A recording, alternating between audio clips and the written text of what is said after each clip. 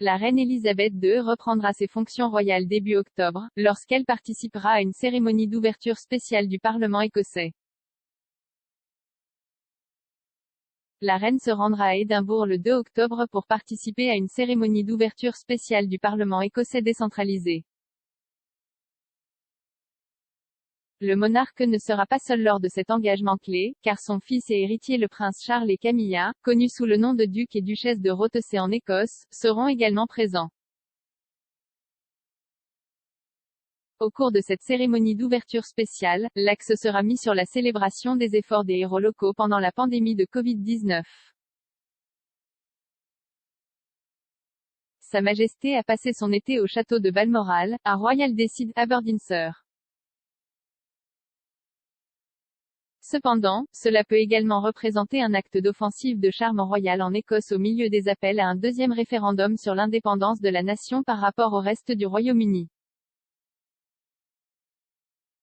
Cette annonce portera un coup dur au Premier ministre écossais Nicola Sturgeon, qui reste déterminé à obtenir un deuxième vote sur l'indépendance.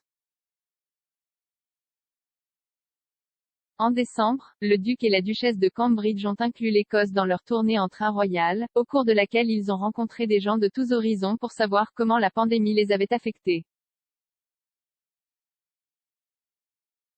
En Écosse, le couple a rencontré des travailleurs de première ligne et les a remerciés pour leur contribution pendant la pandémie en cours. Le même jour, il a été annoncé qu'il avait été nommé co-mécène de NHS Charities Together. Le prince William est retourné seul en Écosse en mai pour exercer ses fonctions de lord commissaire à l'Assemblée générale de l'Église d'Écosse. La dernière visite officielle de Sa Majesté en Écosse a eu lieu en juin, où elle a rencontré des députés. Selon la circulaire de la cour du palais de Holyrood House, Mme. Alison Johnstone MSP, présidente du Parlement écossais, a été reçue par la reine aujourd'hui.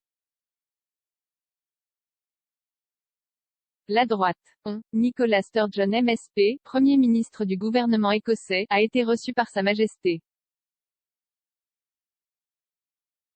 La circulaire ajoutait ensuite, la reine, patronne, Argyll and Sutherland Highlander Regimental Association, a inauguré cet après-midi le musée régimentaire Argyll and Sutherland Highlander récemment rénové au château de Stirling et a été reçu par le gardien héréditaire du château de Stirling, le comte de Mar et Kelly, qui a remis à la reine les clés du château que Sa Majesté lui a rendu.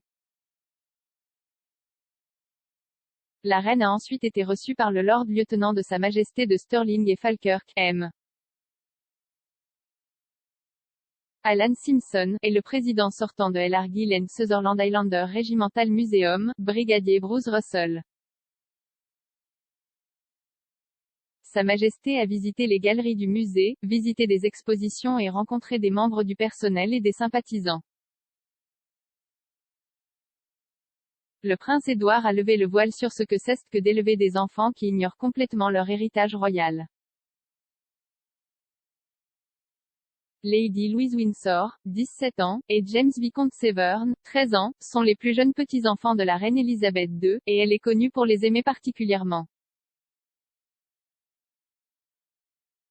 La famille des Édouard et Sophie Wessex vit à quelques minutes en voiture du château de Windsor à Bagshot Park.